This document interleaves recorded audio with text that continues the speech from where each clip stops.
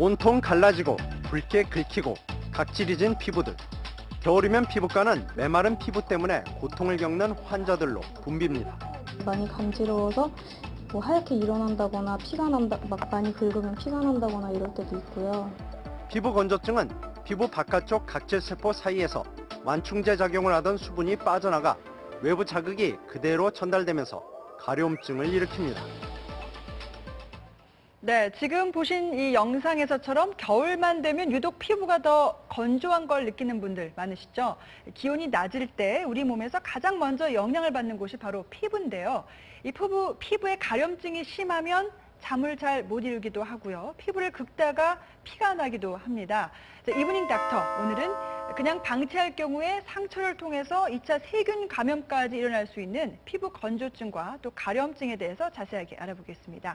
피부과 전문의 정진영 원장님 스튜디오에 나와 계십니다. 안녕하세요. 네, 안녕하세요. 네, 저희가 지금 잠시 영상에서도 봤는데 겨울에 그러니까 피부 건조증 환자가 더 늘어나는 게 사실인 거죠? 네, 겨울에는 외부 온도도 낮고 건조한 데다가 실내 환경도 이렇게 히터 때문에 건조한 환경이 많이 되어서 네. 피부 건조증 환자들이 많고요. 피부 건조증이 있으면 가려움증이 생기게 됩니다. 네. 그래서 가려울 때 긁다 보면 다른 불편한 증상이 생기기도 하고요. 네. 건조함은 그런 과도한 목욕이나 세안, 약물 치료나 자외선, 그리고 물리적 자극에 의해서 생길 수도 있고요. 네. 어떤 경우에는 노화된 피부가 피지 분비가 줄어서 건조해지기도 하고 아토피 피부염이나 만성 신부전증 같은 질환을 가진 분들에서도 건조증이 나타날 수 있습니다. 네.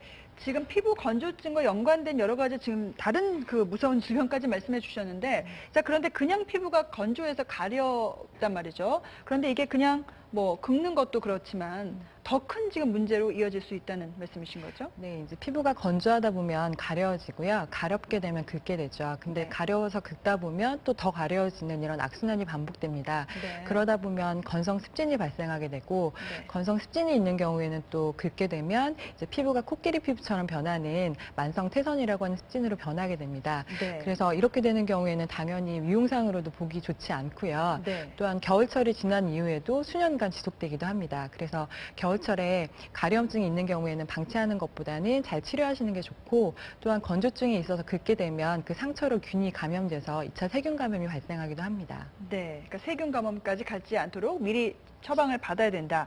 자, 그런데 요즘에 이제 보면은 저도 이제 추우면 모자를 잘 쓰는데요. 두피가 가렵고 두피도 건조하다고 하시는 분들이 있어요. 자, 이런 그 두피 건조증도 탈모를 유발한다. 그런 얘기가 지금 있는데 어떻게 보시나요? 네, 두피는 피부 중에서도 또 계절적인 변화에 따라 민감하게 반응하는 부위 중에 하나인데요. 예. 두피가 가렵거나 건조해지는 것들이 단순히 건조함 때문에 생기기도 하지만 네. 두부 지루라고 해서 지루 피부염이 두피에 발생하는 경우가 있습니다. 네. 이게 발생하는 경우에는 두피가 가렵고 각질이 생기고 그렇게 돼서 긁다 보면 딱지가 생기기도 하는데요. 네. 이런 지루 피부염 자체가 탈모를 심하게 유발하는 것은 아니지만 계속 방치하게 되면 남성형 탈모를 악화시키거나 두피 탈모에 영향을 주기도 할 수 있기 때문에 잘 네. 치료를 하는 것이 좋습니다. 네. 그럼 잠깐 지금 두부지루라는 표현을 쓰셨는데요. 이게 두피가 지금 지성인 경우에 특히 있는 건가요? 네. 건조하지 않고 반대로 지성인 경우. 사실은 두 가지 현상이 동반되는데요. 네. 우선은 지루라고 하는 것처럼 기름기가 있기도 한데 네. 기름기가 있는 그 피부 위에 또한 각질이 일어나는 게 있어서 어떻게 예. 보면은 건조함과 그 유분감이 같이 있는 거라고 보실 수 있습니다. 네. 그래서 아무래도 이렇게 이제 건조할 때는 여성분들은 보습을 제일 많이 신경을 쓰시는데 보습제를 많이 바르면 일단 해결이 되는 건가요? 어떻습니까? 네, 보습제를 잘 발라주시는 것이 피부를 보습하는 데 가장 중요하고 좋은 방법 중에 하나인데요. 네. 무조건 많이 바른다고 좋은 것은 아닙니다. 네. 그러니까 적절하게 올바른 방법으로 사용하는 것이 좋은데요. 네. 가장 중요한 건 우리가 세안이나 목욕을 한 이후에 물기를 닦아내고 2, 3분 후에 그 2, 3분 내에 바르는 것이 가장 보습제 효과가 좋습니다. 네. 또한 건조함을 느낄 때마다 덧발라주시는 게 좋고요. 네. 좀 지루가 많은 분들은 좀 사용 횟수를 줄이는 것이 좋으실 수 있습니다. 또한 네. 계절적인 상황이나 나의 피부 타입에 따라서 어떤 제품을 사용하는지가 좀 달라질 수 있는데요. 겨울철은 건조하기 때문에 좀 유분감이 많은 제품들이 피부 보습력이 좀 좋습니다. 네.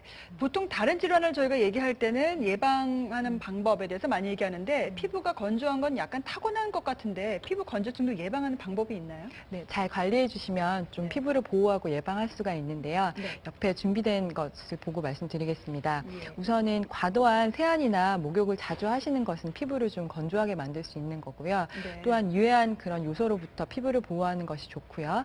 적절한 보습제를 잘 발라서 피부를 보호하고 민감함을 낮춰주는 게 좋습니다. 네. 또한 자외선에 계속 노출되다 보면은 이 또한 피부를 건조하게 할 수 있어서요. 예. 항상 자외선 차단제를 잘 발라주시는 것이 좋습니다. 예. 또한 세정을 우리가 하기는 하는데 건조한 피부는 알칼리성 비누를 사용할 경우에는 더 예민해질 수 있어서 피부에 그런 산도와 유사한 약산성의 세정제를 사용하는 것이 좋습니다. 네. 또한 그 가을 겨울철에 목욕을 너무 자주 하시거나 하면 그런 것들이 피부를 예민하게 만들기 때문에 예. 적절한 횟수와 적절한 시간 동안에 그 세정을 하시는 게 좋으시고요. 네. 또한 때밀이 타월 같은 경우 그런 것들을 사용하면 더 피부를 자극할 수 있기 때문에 피하시는 네. 것이 좋습니다. 네. 또한 그 너무 춥다고 높은 온도에 계시면 피부에는 더 좋지 않을 수 있고요. 적정한 실내 온도인 18도나 실내 습도, 적정한 실내 습도인 40에서 60%를 유지하실 수 있는 환경에서 지내시는 것이 피부에 가장 좋습니다. 네, 그러니까 춥다고 계속 온도 높이지 말고 온도 낮추고 습도는 높여라. 네, 잘 맞습니다. 알겠습니다. 오늘 말씀 감사합니다. 감사합니다.